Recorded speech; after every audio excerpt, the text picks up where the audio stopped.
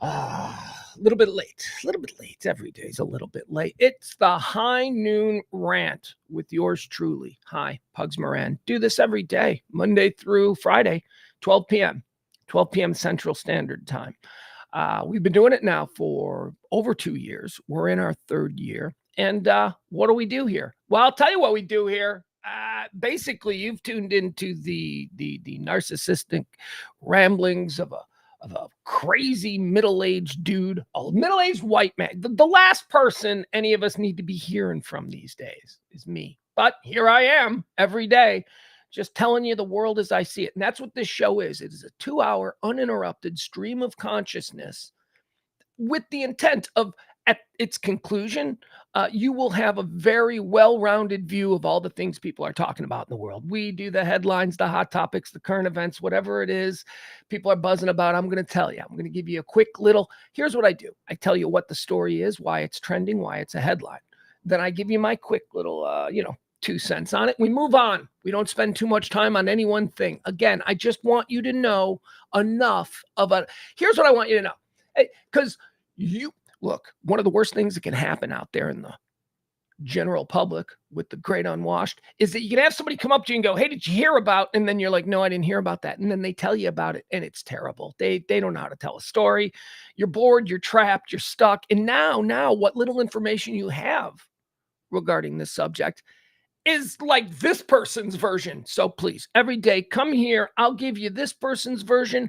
I think on the whole, you'll be like, okay, he's nuts, but also it kind of makes sense. That's what we try to do here. The show, as I say, is done in a stream of consciousness rant by me. 2 hours at least. Although today, put a pin in that. We're going to be a little shorter today. I have a very busy day. 2 hours, no commercials, no interruptions, no music, no bathroom breaks, no nothing. Maybe the occasional hold on.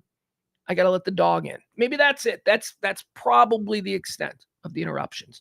But other than that, after 2 hours, hopefully you're going to know everything that you need to know. Now, how do I execute this show? Well, 4 quarters. We look at it like a football game. Why? Because we're Americans. Because we enjoy football. 4 quarters. First quarter, we start out with a segment I call Erstwhile on This Day. This is designed to let you know what this day has represented. It's this day in history, but I'm doing it a little differently. I'm cherry picking I look through all this day in history stuff and I cherry pick the events that I feel I can rant on for a good, 30 seconds or so. So quarter 1, Erstwhile on This Day, or this day in history, whatever. I'm just trying to make it sound better. Quarter 2, birthdays, same premise. We look at people born on this day and we really just decide, we think this person's cool or not. Is this person cool? And then we wish them a happy birthday. Or we don't. Then quarter 3, deaths. I love the death part.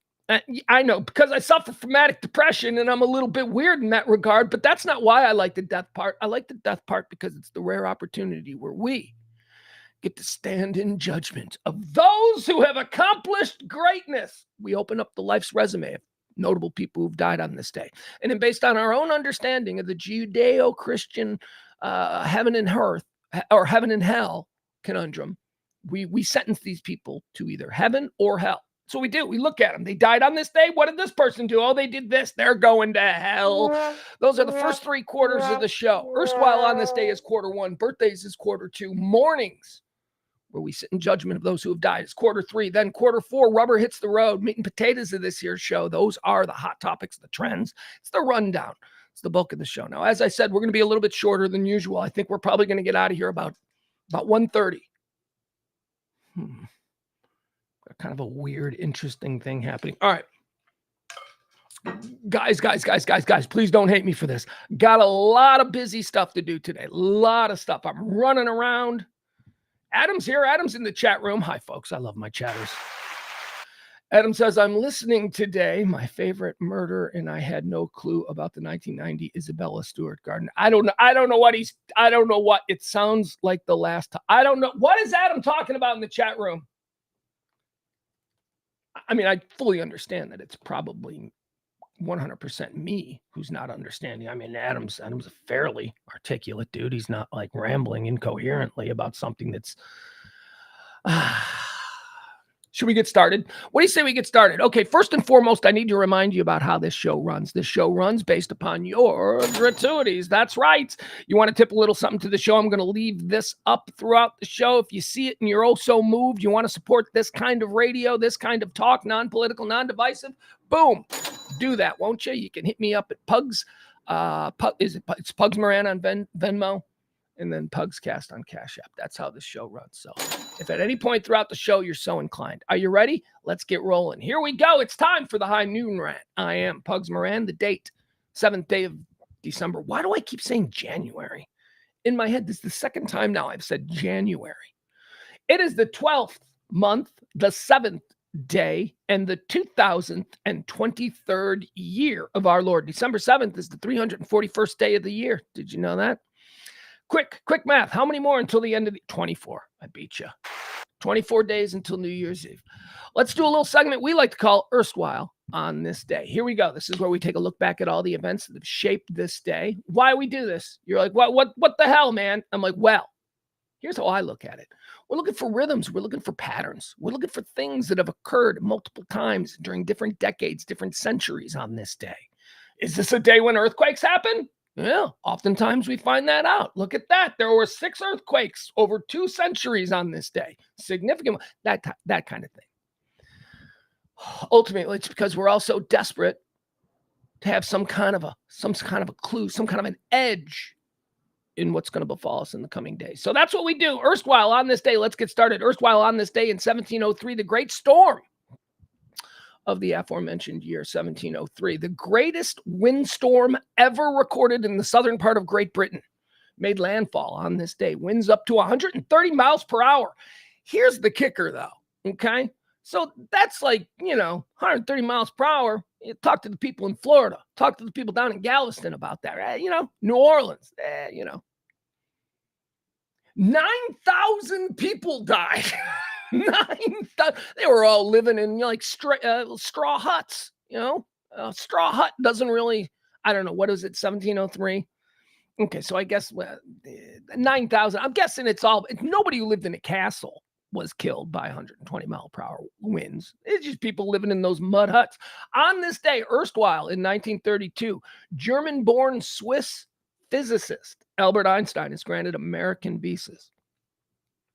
Yeah, he's a Swiss physicist. A lot of people want to say he's a Nazi. He was born in Germany, but he's also Jewish. So his family they were like, we should probably get out of here. So he's born in Germany, but his family moved out of Germany a long time before that, and he was educated and Swiss. He claimed to be Swiss, although of German ethnicity, which we should all as Americans understand. I mean, I'm an American. I don't claim to be an American. I am an American of Irish ethnicity. Both things can be true. On this day, erstwhile, 1941, during World War II, this was the big old day, right? We got to spend a moment here and talk about this. Pearl Harbor, a day that will live in infamy. Excuse me. Some of you longtime chatters know exactly what's happening right now. I'm battling hiccups. I can feel them coming. We don't have them every day, but when we have them, they do disrupt the show for a good 5 to 10 minutes while I deal with the internal hiccup issue. So World War II attack on Pearl Harbor. The Imperial Japanese Navy carries out a surprise attack on the United States Pacific Fleet and its defending Army and Marine Air Force at Pearl Harbor.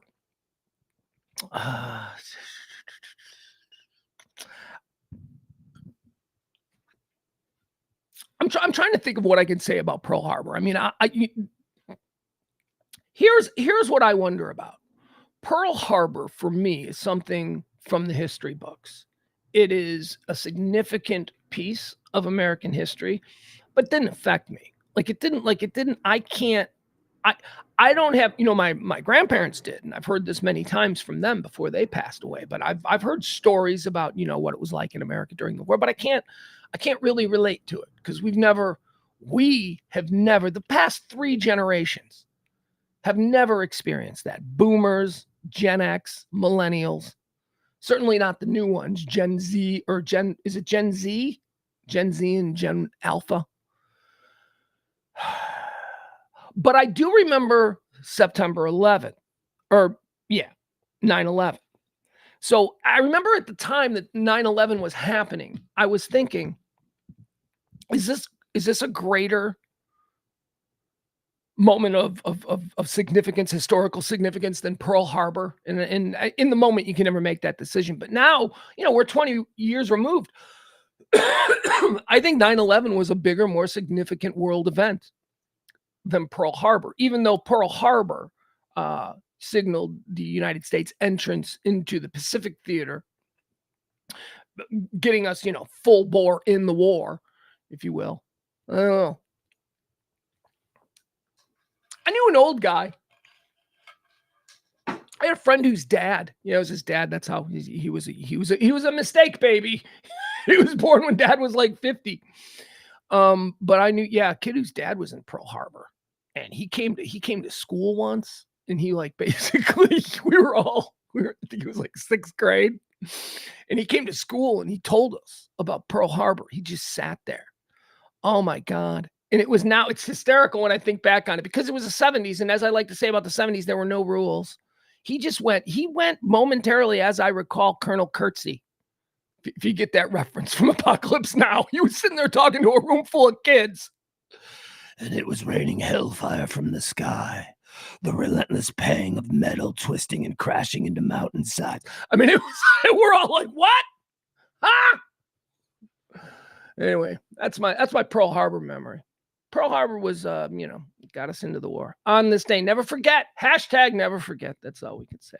I hope I'm not downplaying Pearl Harbor. I'm trying to relate to the significance of that moment for the people who lived through it. And the only way that I can is to kind of relate my own experiences in 9/11, or not in our shared experience. I wasn't in New York. That's not what I mean to say, but okay. So that was on this day in 1941. On this day in 1963, another big, giant, world-changing event occurred, although probably of lesser importance. Instant replay makes its debut during an Army-Navy game in Philadelphia, Pennsylvania. Instant replay, 1963. How bad do you think that was? How bad and clunky by today's standards do you think? All right, they've called a timeout on the field. The players are going to the benches to have a couple of Pall Malls. And then they reel out some old equipment, and they're like, now we're going to focus the camera on this little screen that's going to show us something that happened minutes ago. It had to have been really clunky the first time they used instant replay. All right. I love instant replay, by the way. You know what? I love all of this stuff. I love all the technology that takes the human element out of judging sport or officiating sport, as the case may be. I love it. I want a strike zone. I want a robot umpire behind home plate. I want all of this stuff. I just think I'll tell you one thing though. I have a problem with NFL refs. Although, because I'm primarily a baseball guy, I would consider myself a baseball guy first and foremost. I'm primarily a baseball guy. I don't believe in baseball. I don't believe in the art of arguing balls and strikes, and I don't believe in the art of arguing. And I think that for the most part, baseball umpires get most of it right. First base umpires are some of the most incredible. The way first base umpires, I mean, when you slow it down, they got to challenge that play at first. And it's so close. And then the human eye got it right. And you're like, oh my God, that guy got it right. So I don't really have a problem with baseball umpires, and the way I do with football umpires. Football umpires, I think, are a mess. I think there are so many rules being handed down by the people in the ivory towers that the referees on the field have no consistency in understanding how they're supposed to interpret all these things. So it's leading to problems. Balls and strikes, though. You never, as a kid who played catcher, you never argue balls and strikes. What comes around goes around. Just don't be an asshole about it, and it'll even itself out. Because one thing I've learned about home plate umpires, unless they're the Joe West types, and that's a problem, or the Angel Hernandez types. There are a couple of home plate guys, when they get behind home plate, that they turn into just absolute monsters. But for the most part, I've always found that home plate umpires know they make a mistake, and they'll try and even it out. All right, on this day, 1963, instant replay. Yeah, it says a lot about me that I was able to rant longer on instant replay's debut in 1963 than I was about Pearl Harbor, but hey, that's who I am. On this day in 1995, let's wrap it up. Erstwhile, 1995, the Galileo spacecraft arrives on Jupiter a little more than 6 years after it was launched by the space shuttle Atlantis. Okay, so 6 years. I remember the Galileo when it got there. It was a big deal. 6 years, though. Can we shorten that? Is there any way we can speed that up? In the past 25, 6, 7, 8, 28 years, past 28 years, have we come up with a way to get to Jupiter quicker? Or is it still like a 6-year mission? Because that's lost in space stuff there. You gotta build a spacecraft. You gotta give them a robot. You gotta put a family in there. That's 6 years. You can't. All right, that's going to do it. Now let's move on to Buonum, Buonum, Buonum. They say it's their birthday. This is the birthday segment. Quarter 2. This is where we take a look at people who were born on this day and we decide, are they cool? Born on this day in 1923, a happy birthday, a heartfelt happy birthday to somebody who is absolutely cool. Ladies and gentlemen, it's Ted Knight's birthday. Ted Knight. Come on. Where you want to go with Ted Knight? I can go anywhere with you. I can go Mary Tyler Moore Show. Ted Baxter, greatness. We can go Caddyshack. We can go Judge Smales, greatness. We can go Too Close for Comfort. We can go Lydia Cornell's dad from the 80s. We can do that. Ted Knight, he's badass. And he's dead. Who doesn't love Ted Knight? Born on this day in 1923. Born on this day in 1928, Noam Chomsky. Sage of the liberal left, philosopher, smart guy. He's just like a super smart guy who like says things and people go, that was smart. We should amplify that. And so that's who Noam Chomsky is. Born on this day in 1928. Born on this day in 1942, Harry Chapin. Who do I get him? I get Harry Chapin confused with Jim Croce, right? Weren't both of them? Didn't they both die? Okay, Harry Chapin is the guy. Hold on, let's see which songs did Harry Chapin do? Because I think I love both. Like I think I love both. I mean I know I love both. I just don't really make a distinction at this point anymore between Jim Croce and Harry Chapin. Harry Forster Chapin was an American singer-songwriter, philanthropist, and hunger activist, best known for his folk rock and pop rock songs. He achieved worldwide success in the 70s. Chapin recorded a total of 11 albums from 72 until his death in 81. All 14 singles that he released became hits, at least one national music chart on at least one. All right, so yeah, he's the Cats in the Cradle guy. Okay, so Harry Chapin is the Cats in the Cradle guy. Jim Croce is the everything else guy. So I think I like Jim Croce a little bit more than Harry Chapin, but you know, the Cats in the Cradle was a little. Can we be honest? Cats in the Cradle song. Cats in the Cradle and the silver spoon. A little heavy-handed. You know what I mean? A little heavy, a little schmaltzy. You know what it's like? It's like so heavy-handed. It's like that song Wildfire. Do you remember that song Wildfire? They kept calling Wildfire. So heavy-handed. I should do a list. Oh my God, we should do Pugs' heavy-handed song draft. Just songs that there's no nuance to them. Seasons in the Sun is another one. Do you remember that song? We had joy, we had fun, we had seasons, and too heavy-handed. You can't. My God. If you want to affect stupid people who are dead inside, I guess you got to be heavy-handed. You want to make real art appreciated by us. Great. Us. I'm talking about us. You want to do that? You got to be less heavy-handed. You got to be more nuanced. You got to be more delicate with a message. You got to make us feel like we've discovered the hidden meaning. Come on! It's art! It's not rocket science. Let's move on. Born on this day in 1947, ladies and gentlemen, happy birthday to the great Johnny Bench. Oh, my God. Johnny Bench of the Big Red Machine. You know, I was just talking about how you don't argue balls and strikes, and I revealed that I'm a bit of a catcher groupie. I think catchers are the most important position on a baseball field. I think catchers are the quarterback of a baseball field. I think the pitcher might think he's the quarterback, but a pitcher pitches every 5 days. The catcher is out there every single day managing all of this nonsense. Pitchers are more like wide receivers. Pitchers are like, you know, flashy wide receivers. Johnny Bench, greatest of all time. Well, there's a debate to be made there. That is certainly an argument that I've been involved in before. But because I've been involved in the argument and I am prepared, ladies and gentlemen, Pug's favorite and best Major League catcher draft. That's right. I'm going to give you my list of the greatest Major League catchers of all time. If you don't like baseball, I don't know what to tell you. We'll be done soon. It's not going to take a long time. All right. On Johnny Bench's birthday, the inaugural Pugs catcher draft with the first pick off the board, meaning this is, in my opinion, the greatest catcher of all time. Ladies and gentlemen, Pugs chooses, and it wasn't hard. It wasn't hard when you look at the numbers. The numbers are ridiculous. Ladies and gentlemen, the greatest catcher of all time is Yogi Berra. That's right, it is. Oh, well, you played for the Yankees, and they won like 20 consecutive World Series. Yeah, a lot of that had to do with Yogi. Yogi was freaking amazing. And Yogi doesn't get the credit that Yogi deserves. I mean, look, every baseball historian's like, you mentioned Yogi Berra, and they'll be like, and you say, was Yogi Berra a good baseball player? They'll be like, oh, he's one of the greatest of all times. Yogi's unbelievable. But then they devolve into the Yogiisms. You know, Yogi's character off the diamond was larger than his accomplishments on the diamond, and he was an MVP. And he was like a 10-time World Series champion. And so, but you know, so people tend to think of Yogi in a different way. Number one, greatest catcher of all time is Yogi Berra, and I don't even believe it's close. Number two is Johnny Bench. Happy birthday, Johnny Bench. Again, you go numbers here, and when you go numbers, you keep landing on people like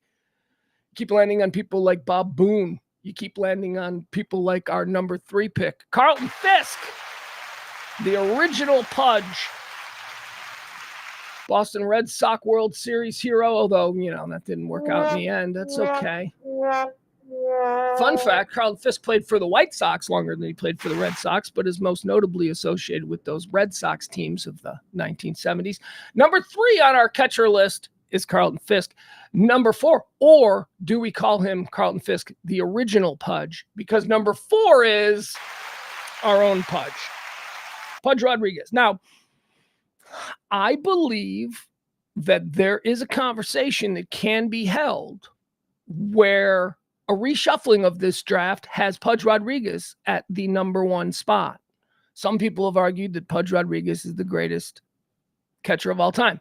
Catch me in another 20 years. Okay, that's what I would say, because a lot of what goes into these lists are about sentiment and history and the passage of time and what they've done as compared to what happens now and how much time has passed and how much has the game changed.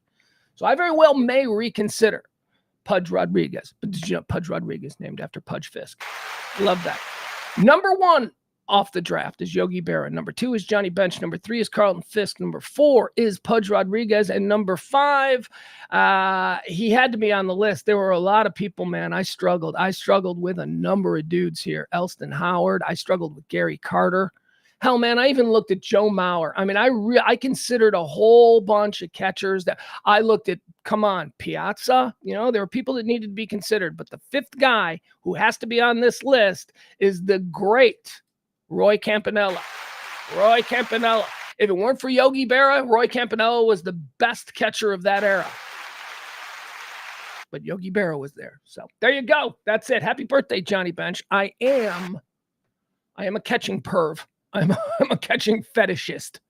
Let's move on. Born on this day in 1948, Tony Thomas. Tony Thomas was a television producer, still is. He did a whole bunch of things. Tony Thomas produced movies too, like Dead Poets Society. So, you know, he's got that.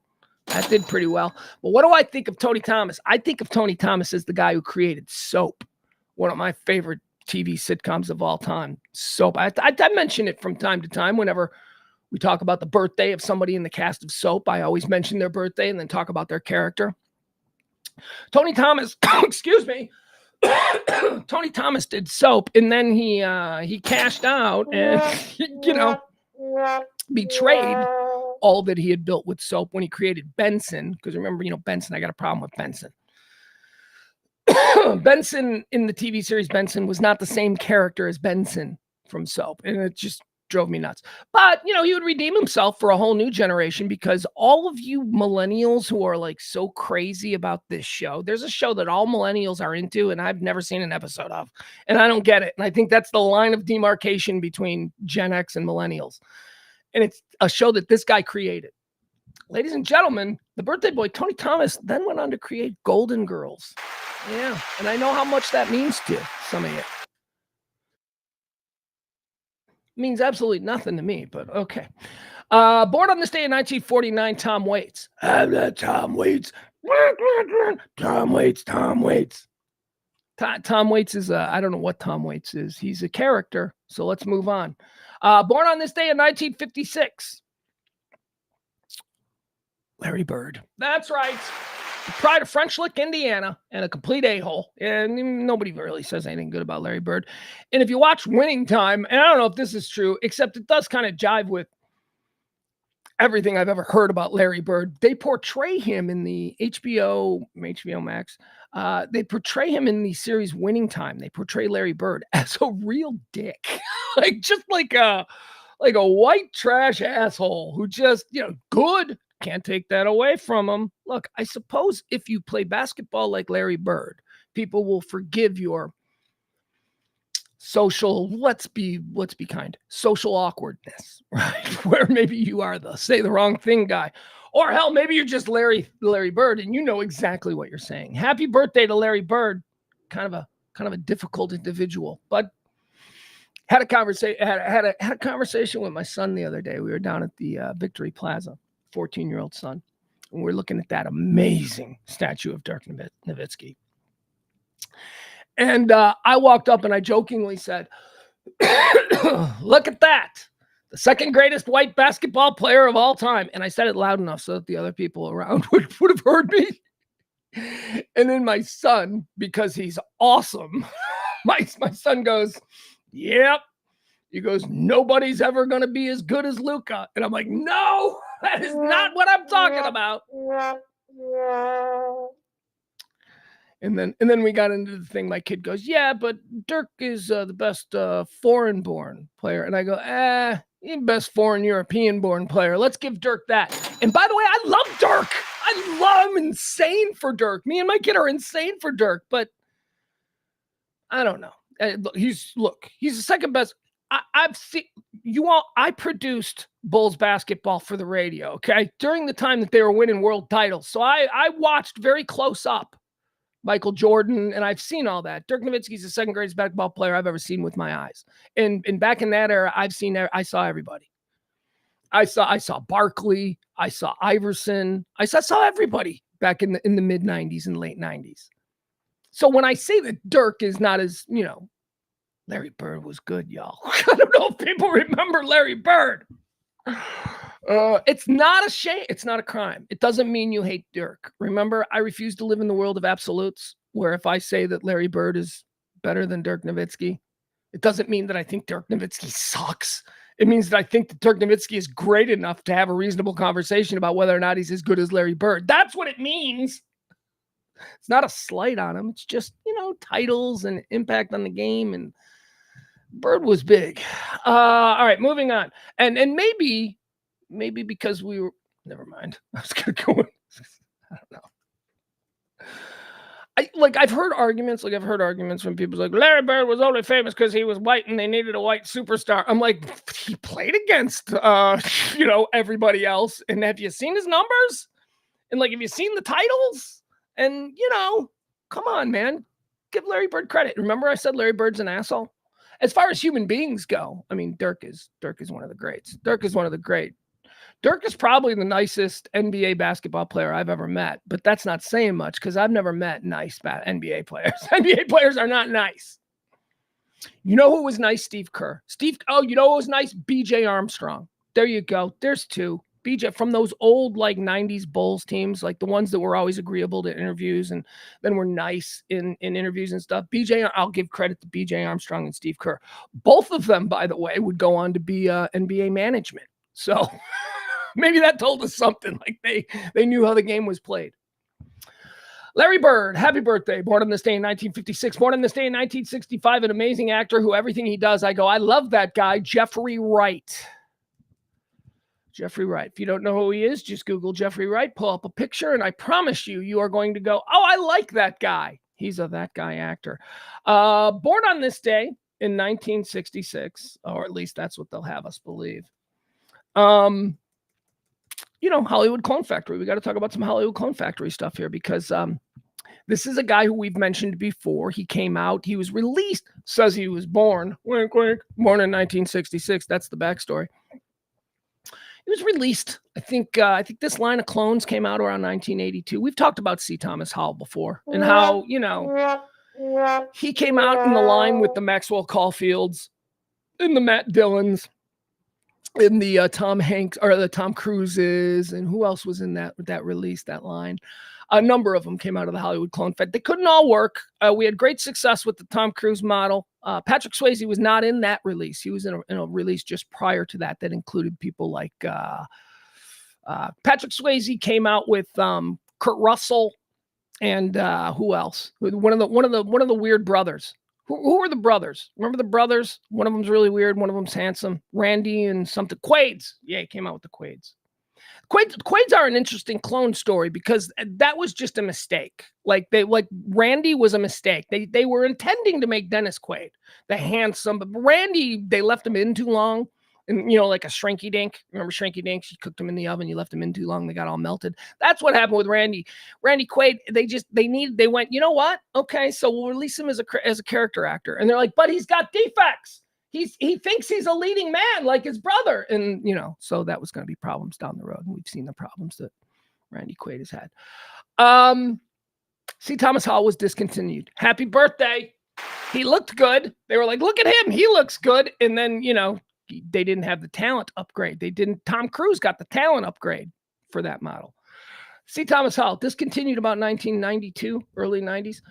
Born on this day in 1973, Terrell Owens. Terrell Owens is, of course, the T.O. He's T.O. Here's the thing. I didn't know T.O. was that old. I thought T.O. was born in like 1980. I don't know. I guess he played a lot longer than I remember him. T.O., born on this day in 1973. Born on this day in 1982, Jack Houston. Love Jack Houston. Is he cool? Yeah, Jack Houston's cool. Jack Houston is the grandson of John Huston. He's the son of Walter Huston, the actor. John Huston, of course, the legendary, iconic Hollywood director. His aunt is Angelica Houston. His dad Danny? No, his dad is Walter Huston. His cousin is Danny Houston. I'm just basically naming Hollywood. And by the way, this needs to be accounted for. The Nepo baby thing that we have, because Jack Houston could certainly be called a Nepo baby. By the way, if you don't know who Jack Houston is, if you ever watched Boardwalk Empire, the first time I saw and recognized Jack Houston as being a star, and he's a star. This guy is a great actor. First time I noticed him was on Boardwalk Empire. He played a main character, a guy who had just come back from World War I, and half his face was shot off. So his character, he had to wear a mask, like bad 1905 plastic surgery or whatever the hell that was, 1920. Bad plastic surgery. That was Jack Houston. And it needs to be mentioned here because we talk about the Hollywood clone factory a lot, about how these people aren't real. Nepo babies is a very big thing going on, and this distinction needs to be made. Nepo babies are not clones. Nepo babies are legitimate, born natural birth children of established actors. Now, the question that I'm investigating currently, as I turn over every rock possible to get to the bottom of this Hollywood clone factory, the question I'm grappling with is, can clones have babies? Because some of these Nepo babies come from people who are clones. And that's a breakthrough. And look, be waiting on my YouTube stream on that. I will break that. That'll be big news. Once I have conclusive proof, I'm going to go live. You'll see. You'll all see. God, I so desperately want to be welcomed into the QAnon crowd. I really do. I think I could be their leader. I think I could take over, or at the very least, I could have a pretty good daily stream. All right, Jack Houston, it's his birthday. He's awesome. He's so cool. Born on this day in 1987, but he died just last year. Aaron Carter, that's a shame. Aaron Carter, remember in his bathtub doing drugs? All right, let's move on now to the people who've died. These are the people who've died. These are the people who've died. We sit in judgment of them at this state. We like to open up their life's resume and decide heaven or hell for these folks. So let's get started. Dead on this day, 43 BC. Oh, yeah, we're going way back. We're chucking it. It's chuck and duck. We're going way downfield on this one. 43 BC, Cicero. Cicero died. Roman philosopher, lawyer, and politician. I know a little bit about Cicero. Cicero was someone that we learned about in college. Cicero was a great orator. Cicero could talk, man. Cicero was a silver-tongued devil. Cicero also, one of these guys, if you want to appreciate him for his accomplishments, that's fine. But like Walt Disney and Henry Ford, don't go overturning too many rocks, because Cicero is most decidedly in hell. Cicero's in hell. But, he said some things. He did some things that have stood the test of time. Dead on this day in 1902, Thomas Nast. Is Thomas Nast in heaven or hell? Well, who is Thomas Nast? Thomas Nast was a contemporary of folks like Norman Rockwell. Well, Thomas Nast was a cartoonist, okay? Thomas Nast is probably second only to Norman Rockwell as far as cultural influence on America goes. Thomas Nast was big. Thomas Nast did all the big ones that have stood the test of time.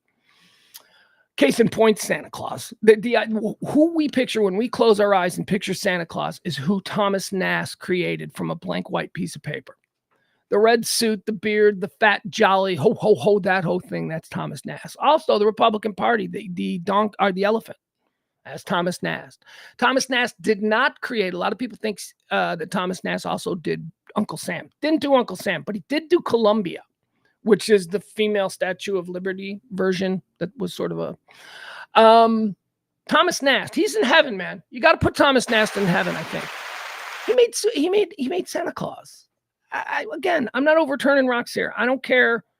He liked to knock his woman around, and he said in Harper's Weekly in 1923 that a stiff hand is a... I don't care about that. He made Santa Claus. He's in heaven, Thomas Nast. Here's another guy that's in heaven. I'm preemptively putting this guy in heaven. You know why? Because when I was a little kid, this dude, my grandpa told me that my grandpa mentioned this. And then I was like, that's interesting. And then he showed me these, like, there was a magazine that he had. And he's like, look at this. My grandpa was like secretly into this stuff. And it always has intrigued me my whole life. Like artwork. Like I love artwork that depicts this thing. The person who died is a guy by the name of Rube Goldberg. I don't know if you know who Rube Goldberg is, but Rube Goldberg was another cartoonist. See, look at this. Patterns. Thomas Nast died on this day in 1902. Rube Goldberg died on this day in 1970. Rube Goldberg was famous for something that he depicted called the Rube Goldberg machine. Now, the Rube Goldberg machine is something that we just take for granted, and we don't ever believe that it ever really, started anywhere, because who could just invent this? We've seen it in cartoons. We've seen it in comedy films. The Rube Goldberg machine is basically a machine that is overcomplicated for comedic effect. So we've seen these, right? We've seen, like, it's almost like a mousetrap. Here, I'm going to give you some examples of Rube Goldberg machines because I love these things. See, something like this. And they always have one. It's a simple goal that's trying to be accomplished, and it's being accomplished in wildly, absurdly complicated ways. It's something like this, right? You set these up. Me and my grandpa used to try and set these up with dominoes and dice and these crazy Rube Goldberg machines. Look at bicycle. This guy is awesome. I'm not overturning any blocks, but as a kid, I can tell you, I thought this guy he had some fun stuff, fun drawings and cool ass stuff. Rube Goldberg, dead on this day, 1970. We're putting him in heaven. All right. Also, dead on this day in 1980, Darby Crash. Darby Crash is a punk rock icon, although I don't know why. I think that the legacy of the Germs, which is the band that Darby Crash formed with Pap Schmear back in the late 70s, early 80s. Pap Schmear has carried up. Look, that's fine. That's fine, right? Pap Schmear, Nirvana went on to be in Nirvana, Foo Fighters. So the Germs legacy lives on. Darby Crash was a junkie and a troublemaker, and he's probably in hell. And Pap Schmear is a great musician who people consider to be a rock and roll icon. So anyway, Darby Crash, dead on this day in 1980. Dead on this day in 2011. We're preemptively putting him in heaven because Colonel Potter died. Harry Morgan, the man who benefited from McLean Stevenson's big mistake. Remember McLean Stevenson? He was the guy in charge at MASH, and then he walked away. He was going to be a big movie star. So they go and they cast Harry Morgan. Colonel Potter steps in, and we like him better. Born on this day in 2020, one of my favorites. Indulge me, will you, as we put Dick Allen, don't call me Richie, in Allen, in heaven. Although I might have to give Dick Allen some hell hall passes because he's going to want to go down and party. Because Dick Allen, if you guys don't know Dick Allen, 1974 American League Most Valuable Player, one of the greatest hitters in baseball, almost completely forgotten by time, but just an amazing player. Used to famously in the 1970s would just take drags off of Smokes in the dugout. He'd show him the dugout with a cigarette hanging out of his mouth, and then he'd grab a bat and hit a 3-run home run. He was incredible. Dick, don't call me Richie Allen. Born on this day in 1920, or dead on this day in 1920. He's going to heaven.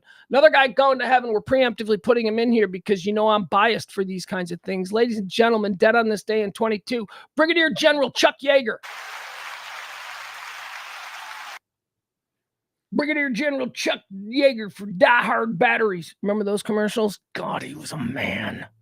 Yeager was such a badass. Whoo! You know, I like to stop down and honor them dudes. You know, your Steve McQueens, your Chris Christophersons. Chuck Yeager's one of them dudes. Chuck Yeager, man. You got another stick of Bayman's, Ridley? Come on. If you ever saw The Right Stuff, we're moving on. Chuck Yeager, that's going to do it, folks. Those are the deads. Chuck Yeager's going to heaven. Of course he is. Whoop, hold on a second. I just made a mistake. All right, we got to run through because, like I said, I got a lot to do today. I got stuff going on. I got a life outside of this. I mean, you guys are my primary life. You know, don't get me wrong. I mean, come on, this is how Daddy keeps the lights on. But today's show is going to be a little bit shorter than usual. So let's run through the hot topics of today. This is I wake up very early for you folks. I wake up at the crack of dawn. The roosters crow. Is a rooster crow? The cocks crow. What would be more alliterative? The cocks crow. It's harder to say. I wake up every morning and I start going through all the news. I watch all the morning shows and I compile this list for you. So here's what people are talking about. This is what you need to know. Israel. There's still a war going on. Israel and Hamas. Back and forth, back and forth, back and forth. They're talking peace, ceasefire. I don't know, maybe. You want real information on the war in Israel? This ain't the place for you. See ya. Moving on. GOP debates were last night. I watched a little bit of it. I have some hot takes. You know, not a political show. Here's what I have. Big crush on Nikki Haley. As we move further down the road here, I'm starting to think that could I have a mad crush on a potential president of the United States? Good Lord! What is wrong with me? I mean, I don't know anything about her politics because I don't get into that stuff, but I like the way she looks and I like the way she handles herself. And I'll tell you something else that I liked last night in the debates. I liked this. But when it was happening, I was very confused as an old man in 2023 trying to stay youthful minded in this changing world. I was very confused by something I saw. And what I saw was Chris Christie take up for Nikki Haley in the face of Vivek Ramaswamy. And he's like, you don't talk to her that way. And I'm like, yeah, man, you know what? That's good for him. Because, you know, somebody, first of all, the whole man speaking to a woman thing, that's not really registering here in my response. What I'm thinking is you just don't talk to people that way. Why can we just calm it down? And I'm glad that somebody is finally going, you guys have made being an asshole into a brand. And that's basically what Christie said. However, in the moment, I'm thinking, oh, shit, here we go. People are going to be like, Nikki Haley don't need no big fat man defending her. She don't need no man coming to, you know, I was worried about that. I haven't seen that, but I did like it. Here's what I like. I like that Chris Christie knows that he has no chance of winning. So his job is up there now to sort of, you know, be a pawn in whatever chess game this is. I'll tell you what he wants. He wants to be Nikki Haley's attorney general. That's what Chris Christie is aiming for. Because he ain't gonna be. There's no. I don't. A Nikki Haley Chris Christie ticket. I don't see. I just don't see that. I think there needs to be a more unifying person behind her on the ticket. And this is that theoretical Nikki Haley somehow makes it out of the primaries, and who knows what's going to happen. But yeah, that's what Chris Christie wants. So Chris Christie's like, you don't talk to her that way, and I'm like, God, somebody wants another crack at attorney general. That's what's going on here. GOP debates. Yesterday, we broke in. We did a live stream. There was a shooting on the campus of University of Nevada, Las Vegas. 3 people dead. We covered it as it was happening. When we left It was over. There was no active manhunt or anything like that. Although there were a bunch of stories about a second shooter, as there always are, which is why I so enjoy when we get to, well, enjoy. God, what a terrible way to phrase it, huh? Which is why I'm always intrigued when we do these breaking news coverage of these terrible events. I'm always intrigued at the uniformity of misinformation that seems to occur in the first hour, after something happened. There's always a second suspect. Always. Why? Because that keeps it going. If you can float that, if you can keep people doing that, then that's like, oh, it's not over. It's not over, because we live for that moment where our endorphins, it's that drug. What's going to happen next? We love it. The Vegas shooting leaves 3 people dead, 1 in critical condition, after a man in his 60s went on a 40-minute rampage across the University of Nevada, Las Vegas, before being shot dead by cops. So we do have some, when we signed off yesterday, we had conflicting reports. It was being reported that shooter is dead, suspect is in custody, which led me to think, okay, so this was a gun battle between 2 people with guns. This is not the great fear. The great fear is the guy who walks into Target and goes, I hate everyone, and just starts indiscriminately spraying lead. That's the great fear. I didn't think that's what this looked like. When we signed off from the live stream yesterday, I was like, okay, this may be just crime. Thankfully. And again, oh my God, it's my own understanding of the English language. It's my limited vocabulary that I say shit like that. Thankfully, there's only 3 dead. No, there's a better way to say that. I mean, it's a single-digit casualty event, which is better than a double-digit casualty event. And that's all I mean to say when I phrase it that way. So it seemed like maybe this was personal, as opposed to just indiscriminate, which is what scares the shit out of me, and it should scare all of us. Turns out, no, this was wholly indiscriminate. It's a 60-year-old man who wanted to be a professor at the University of Las Vegas. He had been a professor at other schools, and apparently he wasn't getting the job there, and he was mad. So he went up to confront the person who wouldn't give him a job, and then he just started firing at people. A gunman in his 60s opened fire on the University of Nevada, Las Vegas campus on Wednesday, murdering 3 and leaving 1 critically injured. Police said they were called at 11:45 a.m. That'd be 1:45 our time here in the Central Time Zone. Officers immediately responded and engaged the suspect, who was pronounced dead shortly after. The gunman and 3 victims have not been named. Police would not discuss any possible motive. His connection to the university is unclear. Now, I just told you what's being reported elsewhere by other credible. This is Daily Mail UK quoting NBC News, okay? So, but I've seen CNN and I've seen Washington Post and some of the other people. They are saying what the motives were. He was looking for a job. He didn't get the job. 3 people are dead and 1 critically injured after a gunman in his mid-60s opened fire at the University of Nevada, Las Vegas. 3 sources told NBC News that the gunman, who is also dead, was a man in his 60s. His connection, if any, to the university is unclear. He was looking for a job. A 4th victim was shot and is in stable condition. Let's see here. All right, so that's all we have on that. It's funny. Like, what are we supposed to do? Are we supposed to talk about this for 3 days?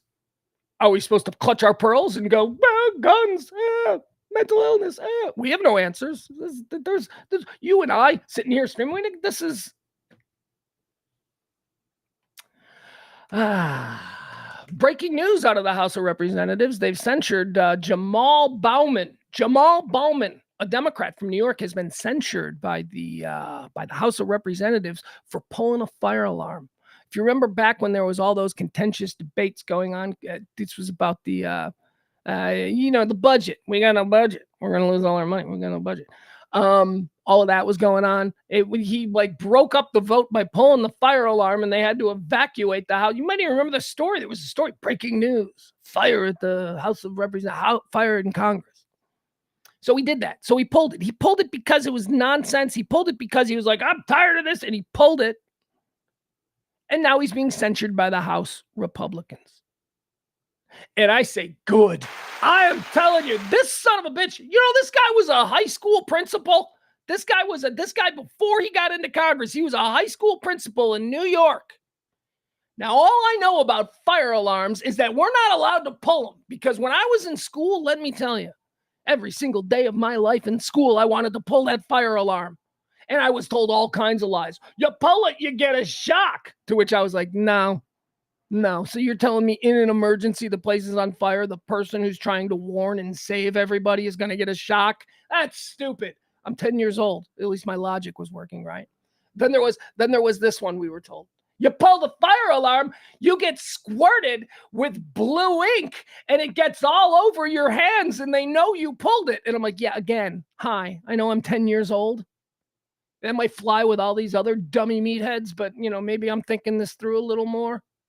So you're telling me that, like, a woman in a nice silk blouse, she spots a fire, and she knows she's going to pull that and ruin her way. She's going to have to destroy. She's not going to pull that. A woman with an expensive blouse, she's going to be like, hey, there's a fire. And then she's going to be like, I don't want to pull it. They don't squirt blue ink. It's not a thing. It's just something they were telling dumb kids. So this guy, this Jamal Bowman dude, he pulled the fire. He's a principal. He knows the rules, and we have to stick with these rules. If I had to be taunted every day of my schooling, if I had to be taunted every day, I wanted to pull that. God, I wanted to pull it.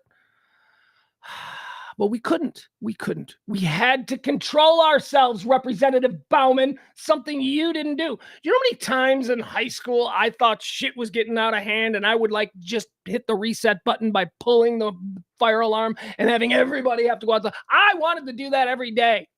I didn't do it, Jamal. You did. And now you must pay the price. I think that's fine. That's fine. You can't do that. It was doing it for America. I don't know, and whatever. You just confused a whole bunch of grade school kids going, wait, I thought it was like a huge deal if you pulled the fire alarm. No, it's not. Let's see. Texas judge, here's more breaking news. Texas judge has made this ruling today. Apparently he's going to allow some woman to get an abortion. Some woman had like an emergency. She went in front of a judge. She's like, I need an abortion. Texas judge grants excuse me. I'm going to try and do this. Texas judge grants pregnant woman's request to get an abortion. A Dallas area mother found out that her fetus has trisomy 18, a genetic condition that can cause stillbirth or death of a newborn. The court order allows her to end her pregnancy. All right. Good. Good. Not because good abortion, yay team. No, good because, in this moment, I am attempting to relate to a woman who is going through something. That's all I'm doing. I'm not subscribing to some greater moral law of the land. I'm just saying, you know what? This woman has a very real concern here. This sounds like this could be dangerous. This sounds like one of them reasonable exceptions that we should all be talking about. But what makes me ill is the idea that the next time this happens, somebody else is going to have to get an emergency session in front of a judge. And can that judge be counted on to make the same kind of decision wherein he errs in favor of the health and welfare of the actual human being that is standing before him saying, please, I need this medical procedure. So a big deal. It's a big deal. Every single time, though. I mean, this is one. I don't wade into that whole thing here in Texas. Let the people of Texas decide. More to the point, the way I feel, let the women of Texas decide, because this, honestly, I've never felt abortion was an issue for men. It's just not an issue that we need to have a whole lot of say in. You want to give us 15, 20% say, that's fine. But I can tell you, we would look at this completely differently if men got pregnant. If men got pregnant, we would look at it totally differently. And that's just, come on, we can't deny that. Women, take control of this issue. Would you please? Would you just work on bridging the gap between, you crazy lefty women and you crazy righty women? Can you just make this decision? Because this decision is really wrecking a whole lot of stuff for everybody in America. And guys, shut the fuck up. All right, guys, just sit down. Especially you old white Christian men. Shut up. The Washington Post is doing something unprecedented. Their writers, their journalists have gone on a 24-hour strike, and nobody noticed. Nobody noticed except for a bunch of policy wonks in the D.C. area. It's a test of Bezos's power and influence there at the Washington Post. But so developing ... Here's another one. We talked about this a little bit, although we didn't get into all the details here. But James last night during the Radio Misfits stream, which is the 9 p.m. stream I do with James Parker, it's myself and Pugs and Parker, Radio Misfits. We talked a little bit about the latest Puff Daddy situation. Sean Combs, P. Diddy, Puffy. How many names does he have? He's got a whole bunch of names. He's been on my radar now for about 25 years. He's had probably 25 names. So a couple of weeks ago, he was accused by his former protege / girlfriend, Cassie, of raping her, and there was a lot of like really bizarre details about his sexual peccadillos and that sort of thing. And it turns out one of the things that he likes to do is watch. Like that was one of the descriptions that Cassie kept saying. He likes to hire male prostitutes to have sex with his girlfriends, and then he likes to sit there and watch. That's a power thing. That is not. It's less sexual, although he probably does manifest some sexual gratification out of it. It's a power thing. He in anything that I've come to know about Puffy, that tracks. He seems to be a guy who likes to be in control. He was more interested in the early 2000s, late 90s. He was more interested in being seen as a record company mogul than he was a hip hop star. And that's about control. That's about just a desire. Puff Daddy seems like a control freak. These latest things, by the way, he settled with Cassie almost immediately. The initial stories about him in these rape charges from Cassidy, they were like wildfire. They were spreading 48 hours, man. Everybody was talking about it. Puffy did this, Puffy did that. Within 72 hours, he had written a check to Cassie, and it was over with. She had Instagrammed, "We wish each other well," and it was over. I want to make something absolutely clear about that, because I've been kind of snarky about, so it just goes away and they wish each other well. Eight years of serial rape, but I wish him well. Thank you for the check. I've been pretty snarky about that. My tone right there was snarky.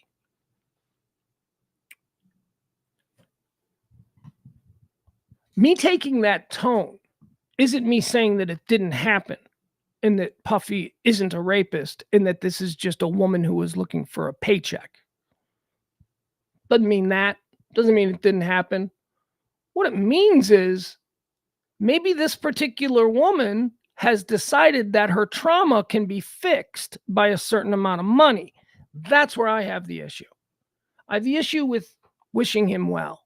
I have an issue with her only taking this tragedy that happened to her, and she said that it's happened with other people. She said that she wasn't the sole victim. So she took this tragedy, and instead of making him pay so that other people will not ever have to go through what she went through again, she is willing to just cash out for a financial sum. That bothers me, and it should bother you. Does not mean that Puff Daddy should probably be in prison, because she should probably take it to the limits of the law. But again, a lot of these women go through these things, and then we have to hear their stories. And certainly having not gone through them ourselves, we immediately go, "Oh my God, how horrible." I mean, I don't know. She wishes him well after getting a paycheck. So the new charges, and this again bolsters Cassie's charges. These new charges seem to be very similar. They detail how Puffy likes to sit and watch. How, now you could say, I don't know when these accusations first came about. Did these new accusations come about for the first time after hearing Cassie's allegations? Or have these allegations been on file somewhere and nobody just did anything with them? Because that's interesting, because now we've got two independent women with no ties to each other who both describe the same behavior. If he is a dangerous predator, then he needs to be arrested and he needs to be in jail. And just one of these women needs to maybe, I don't know. Sean Combs has been accused again of gang raping a 17-year-old in a brand new lawsuit. Sean Combs, his longtime lieutenant, Harve Pierre, and a third unidentified man allegedly gang raped a 17-year-old girl inside Combs' recording studio in Manhattan in 2003. This after the high school student was trafficked across state lines and plied with copious amounts of drugs and alcohol. An explosive new lawsuit filed Wednesday alleges. All right, so you hear that, right? Look at that. 17-year-old underage trafficking of an underage girl for sexual purposes and keeping her all drugged up and all that. That conjures some images, boy. That conjures images of a panel van, a burlap sack. You know what I mean? Mexican cartel type stuff. Girls in boxcars. That's what that conjures up, but that's not what happened. What actually happened was this was a 17-year-old girl who in 2003 was out in a club in Detroit, and one of Puff Daddy's guys, this Harve Pierre, saw her in this club in Detroit, and then, she's walking out after the club closes, and he's like, "Yo, girl, let me holler at you." She's probably a very attractive woman. She probably gets this a lot, except this guy was spitting some game that she hadn't heard before, like game like, "I'm Puff Daddy's best friend. Want to talk to him? He's on the phone." So apparently this Harve Pierre walks up to this girl and he goes, "Here, Puff wants to talk to you." And it was him, and he invited her. He said, "Hey, girl, I hear you got talent, blah, blah, blah." 17-year-old girl, middle of the night in Detroit. He says, "I want you to get in a car with my man Harve there. We're going to get you to the airport. You're going to fly on my private jet now. And he's going to bring you directly to my studio in Manhattan. You'll be here in 2 hours." She did it. She got on the plane. She went with him. Just a guy on the phone who she believed was Puff Daddy. Now, it turned out to be Puff Daddy, but she got on a plane, and that's when all of this stuff happened. He brought her back to Puffy that same night, brought her back to the Manhattan studio where Puff Daddy was recording, and this is where she was supposedly gang raped in the bathroom. Private jet. She says they gave her a whole bunch of drugs and stuff. It's really disturbing stuff. And, James last night on the show, he was like, "This is really shocking for me." And I'm like, "Really?" I go, you didn't look at Puff Daddy and go, "Okay, that guy's got some stuff. He's not a good guy. He might be playing a cool guy. Puff Daddy might come off as cool and all that, but that's not a good guy. You can't see that he's not a good guy." And the argument that I made was Will Smith. Well, don't tell me that, you just absolve Puff Daddy of your red flags because he's in hip hop, because, that's how you become famous in hip hop in that era. I point immediately to the biggest star of the era, Will Smith, and go, "He ain't that. No, Puff Daddy was an asshole. You couldn't see that." So yeah, I totally believe this. I always thought him to be a weird control freak. I've always thought his statements about, his place in hip hop music to be almost comical. He's a businessman. He popularized it. He branded that East Coast, but he ain't West Coast. Like, he ain't as big as Dre. He ain't as big. And it's always sort of been a thing when I've looked at Puffy going, that guy's trying too hard. He wants to control it all, and he can't, and it's probably making him nuts. Now, we always talk about people being complicated. Does this mean that he's not a brilliant businessman? No, it doesn't, because he apparently is. Does it mean that he's not brilliant with discovering new talent and producing hip-hop albums? No, because he apparently is. But that doesn't mean you're a good dude. It just means you're good at stuff and you're bad at other stuff. So developing ... Sean Combs has been accused again of some pretty incredibly detailed stuff. You can find it if you want to look at it more.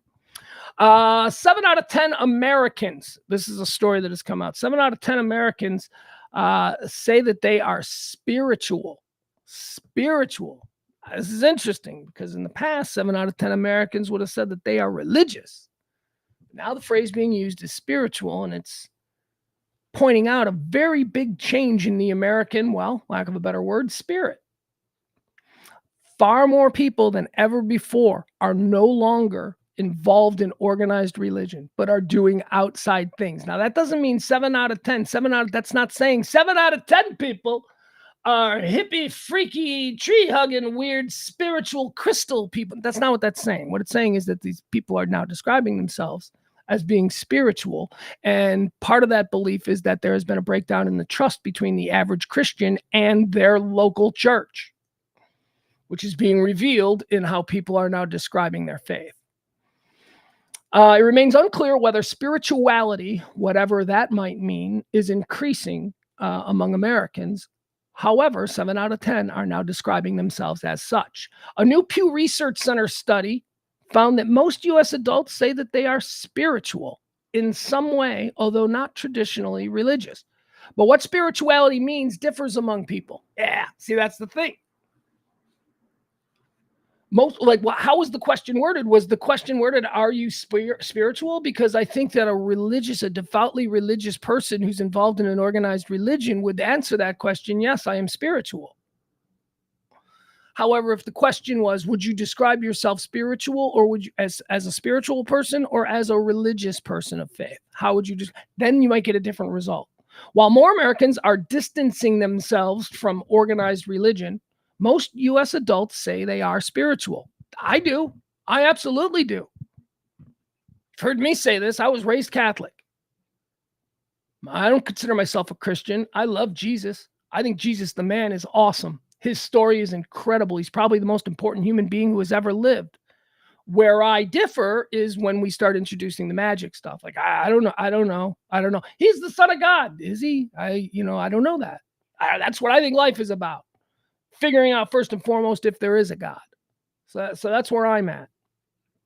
Spirituality has to do with for me anyway, it has to do with how I feel and how I relate and how I want to see my fellow man thrive. Do I believe there's something out there? I don't know. Maybe. That's the most honest answer I can give. Maybe. I don't know. And you don't either. But I'm not one of these people who gets bummed out by that. I'm not one of these people who are like, yeah, well, you don't know either. I'm like, I see that differently. I see, man, how great for you in your inner peace that you have found it. I begrudge you nothing. But I would describe myself as spiritual. And it's kind of nice to read this Pew Research that says that I am not a weirdo anymore, because I used to always have to feel I needed to explain that. And maybe I don't. Spiritual comes from, I'll give you an example of this. We look up and look down. Okay. So spiritual is this indescribable thing that I feel for my mother that I don't feel for anyone else. This magic, ride or die, love at all cost kind of thing. That's the up. The other part of that for me, the spirituality, is now seeing that with my son, like looking at my son, who's 14 years old, and knowing, and this, Bob, you hear parents, maybe this isn't all parents. I think it is. I always like to say that it was weird because I didn't feel like I was a parent until the first time they put the kid in my arms. And then I describe it, for lack of a better description, I describe it as a light switch that just immediately changed in my head, where the minute you hold this thing, maybe not all parents feel that. Maybe not all parents have the light switch. But, when I say that to other people, other parents, that you can see the people who relate to that, who are like, what was that light switch? That's spirituality. Whatever that is, the minute I held my kid and the minute I felt like I needed to be a completely different person from this point. I'm still selfish and narcissistic and all that kind of stuff, but there is a much larger plane now at hand. And we talk about this. We've talked about this with James. What could your kid do that would make you not love them? And just across the board, there is nothing. I see stories like Jeffrey Dahmer's dad, and Jeffrey Dahmer's dad's like, I love my boy. I get that. It's indefensible and it's undescribable why that's a thing, but it is. That's spirituality. That's religion. That's faith. I don't know what that all means. So who's responsible for that? What is that comes in, right? We don't know. So that's where I am. Spiritual. All right, moving on. I know that love is real. Although I do firmly believe that romantic love romantic love is not as real as, the love of, for a mother or a father or a child or that kind of. It's a different romantic love is based on opportunity and convenience. Sorry.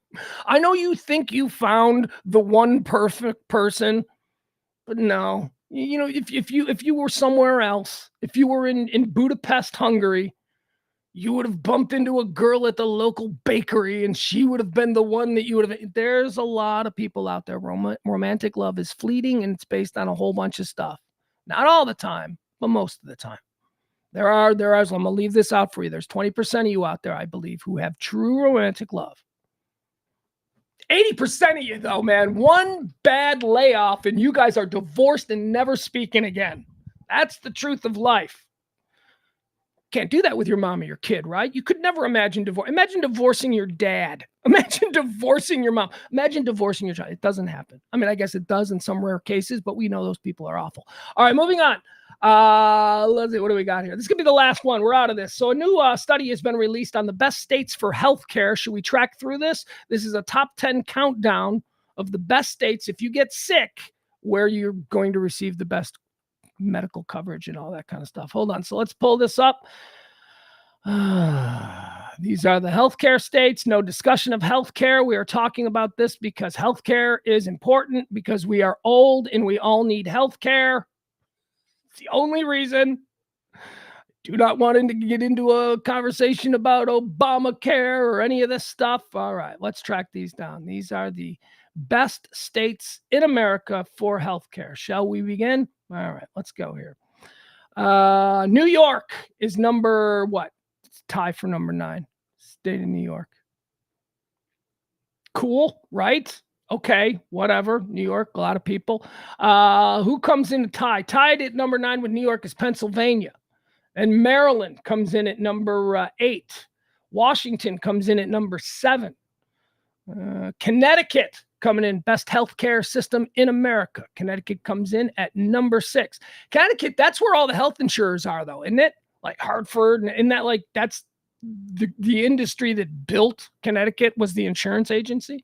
Vermont comes up. Vermont is the 5th best state in America if you get sick. Healthcare ranking, affordability, availability of services, those kinds of things. Rhode Island, Jesus, man, you want to get sick on the eastern seaboard. Get sick in that part of the country, because I'm telling you, Rhode Island comes in at number 4. Overall healthcare system ranked number 4 in the nation. Oh, my God. Here we go. All right, number 3, New Hampshire. Again, we're in this part of the country. Hawaii comes in. Was this number 1? Is Hawaii number 1? Hawaii's got a bunch of rich people, though. So, they all got the platinum package. Ain't no poor people in Hawaii. Well, actually, there are poor people, right? There's natives, there's locals. Number 1, there it is. The number 1 state for healthcare is Massachusetts. So, according to this, if you're going to get sick in the American Northeast. That's probably the best place for you to go.